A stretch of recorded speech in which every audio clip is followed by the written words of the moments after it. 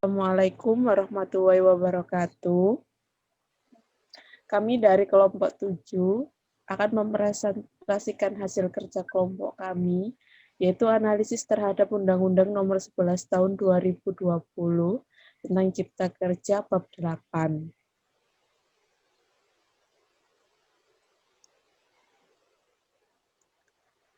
Substansi dalam bab 8 Undang-Undang Nomor 11 Tahun 2020. Ada 3 jenis. Yang pertama, perubahan atas Undang-Undang Nomor 22 Tahun 2012 tentang pengadaan tanah untuk kepentingan umum. Yang kedua, perubahan atas Undang-Undang Nomor 41 Tahun 2009 tentang perlindungan lahan pangan berkelanjutan. Yang ketiga, pembentukan bank tanah. Baik, untuk slide selanjutnya akan disampaikan oleh Saudara Hesti, silahkan.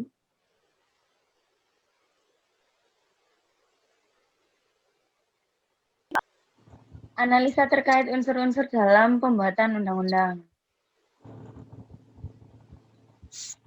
Yang pertama, penggunaan frasa dan klausula rancu.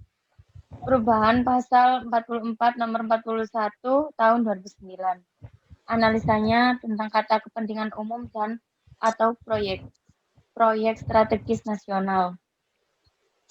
Kata tersebut menyebabkan adanya kerancuan yang dimana meletakkan proyek strategis nasional sejajar dengan kepentingan umum. Hal ini apakah akan relevan dengan misalnya saja pembangunan tol uang ditolak warga karena melewati lahan pertaniannya mereka. Perubahan pada pasal 73 Undang-Undang Nomor 41 Tahun 2009. Analisanya dalam kata persetujuan. Kata persetujuan ini menyebabkan kerancuan di mana biasa saja izin yang diatur dalam Undang-Undang Cipta Kerja dikeluarkan kementerian.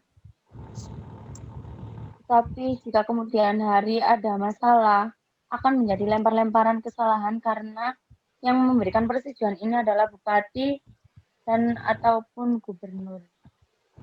Dan yang kedua, penggunaan kata yang diulang-ulang. Perubahan pada pasal 19 Undang-Undang Nomor 2 Tahun 2012. Pengulangan kata yang sudah dijelaskan di ayat sebelumnya. Perubahan pasal 19 Undang-Undang Nomor 2 Tahun 2012. Dalam Undang-Undang Cipta Kerja Bab 8 sudah ditulis sebagaimana pada ayat 1, tapi masih saja dijelaskan di ayat 2 dan dijelaskan lagi pada ayat 3. Selanjutnya, Mbak.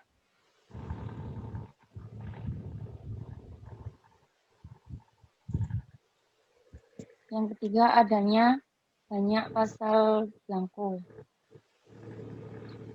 Analisanya.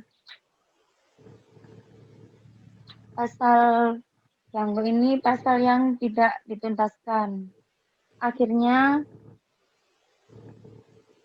keluar sebuah pendelegasian. Contohnya ya yang ada di pasal 19 Undang-Undang Nomor 2 Tahun 2012 dalam UU Cipta Kerja yaitu pada ayat 8, kemudian pada pasal 36 ayat 2, kemudian pada bab pembentukan bank tanah pasal 134, 135, 142, 146 ayat 5.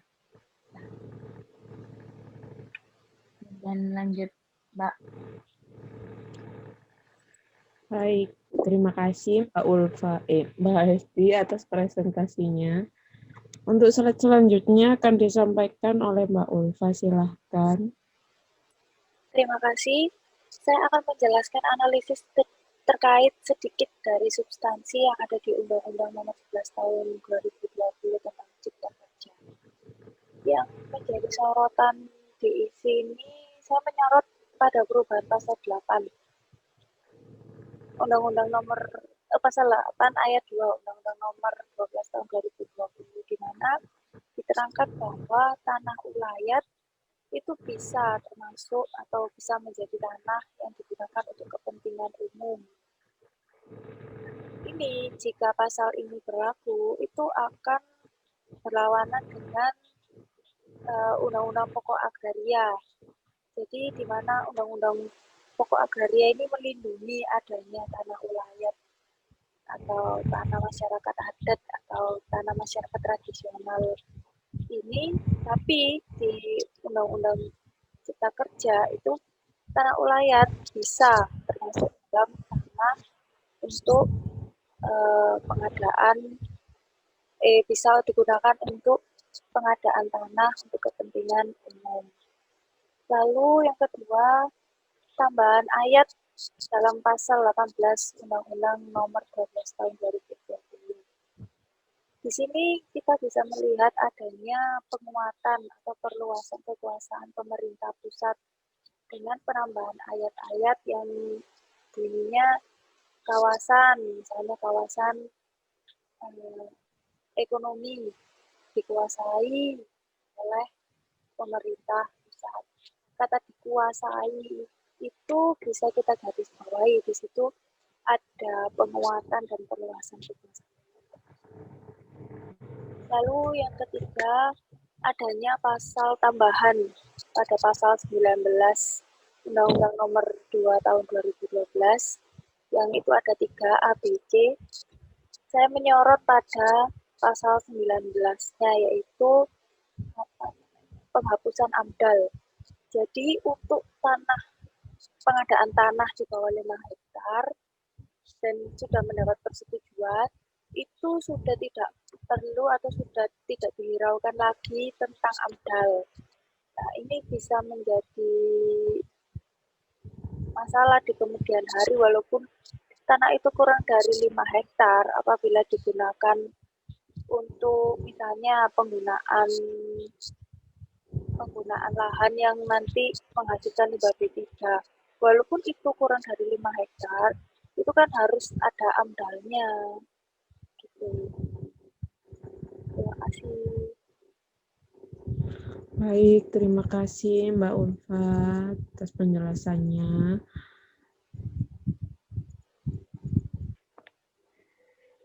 Kesimpulan dari kelompok kami yang pertama, dalam pembuatan undang-undang ini kurang memperhatikan aspek diantaranya pemilihan kata yang dapat menyebabkan multitafsir atau rancu. Yang kedua, banyak menggunakan pengulangan kalimat dalam satu pasal. Yang ketiga, banyaknya pasal belangko.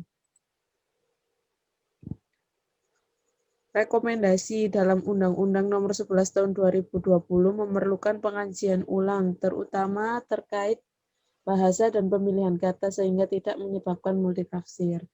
Yang kedua, pengkajian ulang juga terhadap penyusunan kalimat supaya tidak sering diulang-ulang dan lebih singkat. Baik, itu adalah presentasi dari kelompok kami. Mohon maaf apabila ada salah kata. Wassalamualaikum warahmatullahi wabarakatuh.